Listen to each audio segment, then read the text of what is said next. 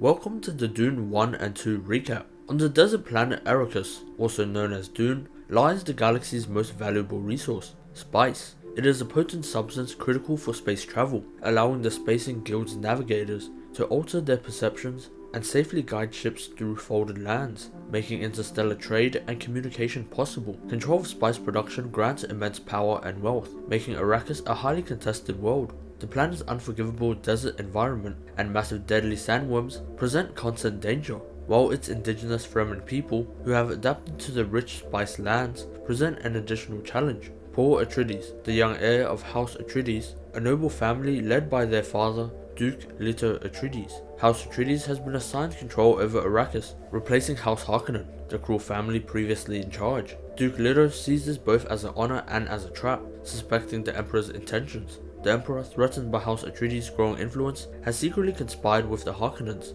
hoping that Duke Leto's new rule on Arrakis will fail. Before leaving for Arrakis, Paul undergoes a mysterious test arranged by his mother, Lady Jessica, a member of the Bene Gesserit Sisterhood. The Bene Gesserit are powerful, mysterious women who possess unique abilities, including the voice, which allows them to control others' actions with a single command. They have been long manipulating these bloodlines to create a super being. Paul, as Lady Jessica's son, may be prophesied to be the one. Paul's test, supervised by Bene Gesserit Reverend Mother Mohem, involves holding his hand in a pain box, while holding a poison needle to his neck.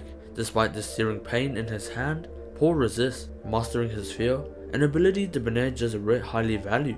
Upon arrival at Arrakis, the Atreides family settles into the city of Arrakeen. Unlike their home planet of Caledon, Arrakis has almost no surface water, and the heat is immense. To survive the desert, they must wear steel suits that capture and recycle the body's moisture, allowing wearers to stay hydrated. The Duke, determined to rule justly, seeks to ally with the Fremen, who have survived Arrakis' harsh environments for generations. The Fremen are fierce fighters, and Duke Leto hopes to gain their respect and trust to support and maintain their control. While inspecting a spice harvester in the open desert, Paul encounters melange firsthand. Inhaling the spice triggers a powerful vision, hinting at Paul's heightened sensitivity and possibly presaging his future as the Chosen One. In his vision, he sees a Fremen woman. The peace on Arrakis is short-lived. The Harkonnens, along with the Emperor's elite troops, launch a surprise assault on House Atreides. In the world of Dune, they fight with only blades because projectile weapons are ineffective against their energy shields. House Atreides' forces are overwhelmed by the strength of the Sardaukar, and the Harkonnen swiftly reclaim the control of Arrakis. Duke Leto is captured by Baron Vladimir. Before dying, Duke Leto performs his final act of revenge by biting down on a poisonous gas-filled false tooth given to him by Dr. Yueh, a traitor who was coerced into helping the Harkonnens.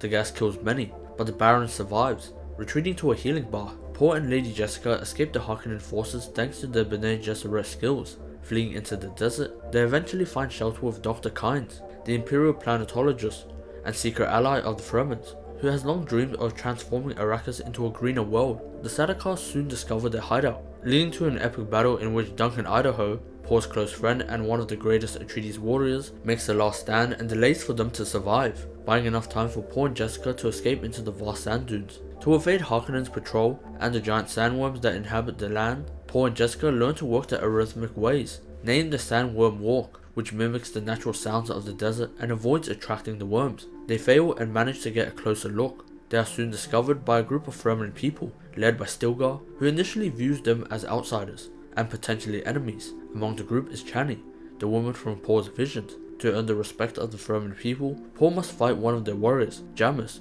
in a duel to the death. Although Paul tries to avoid killing Jamis, hoping instead to force a surrender, he is left with no choice and ultimately prevails. Killing Jamis solidifies Paul's position in the Fremen people and gives him a powerful new sense of purpose. As Paul integrates himself with the Fremen people, he realizes that his destiny may indeed lie with them.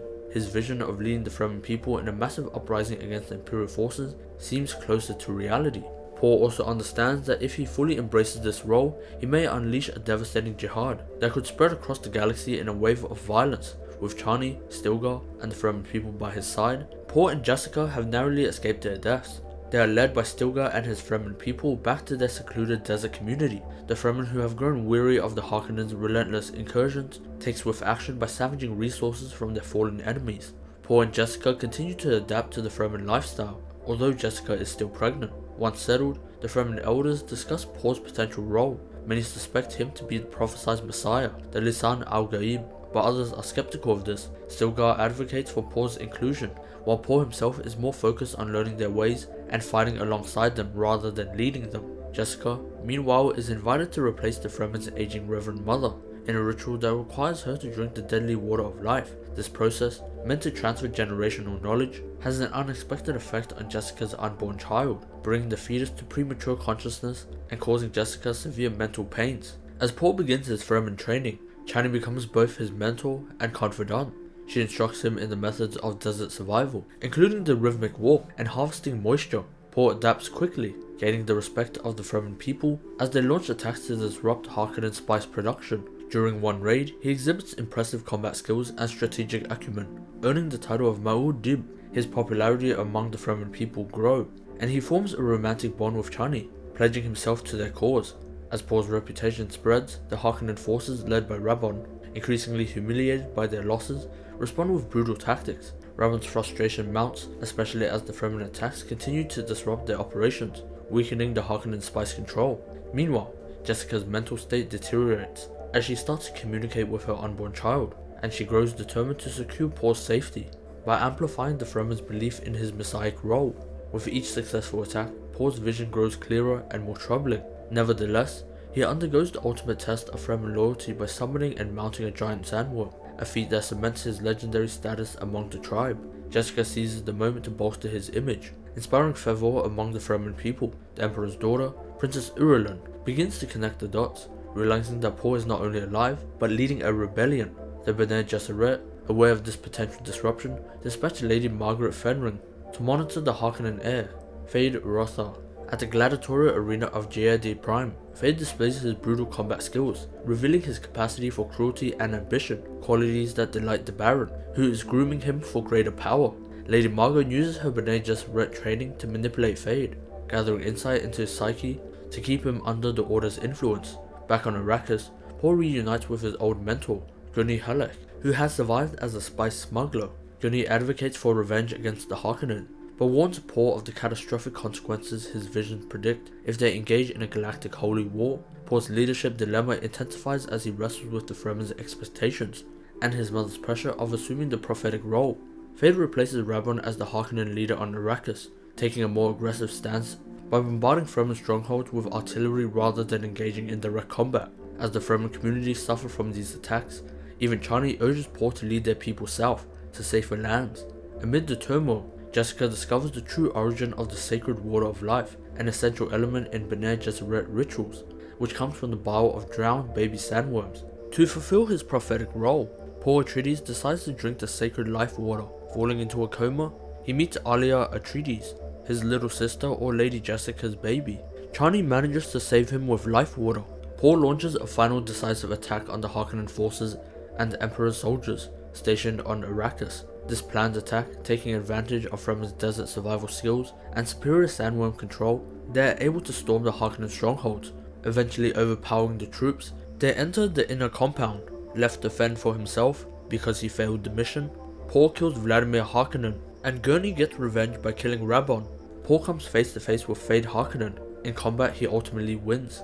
Losing control of Arrakis, the Emperor is forced to negotiate. Paul forces the Emperor to abdicate his throne, and offering Princess Irulan's hand, they get married. This political marriage cements Paul's rule over Arrakis, but he is still in love with Chani. This is where the story ends. Make sure to subscribe, and for more, watch this.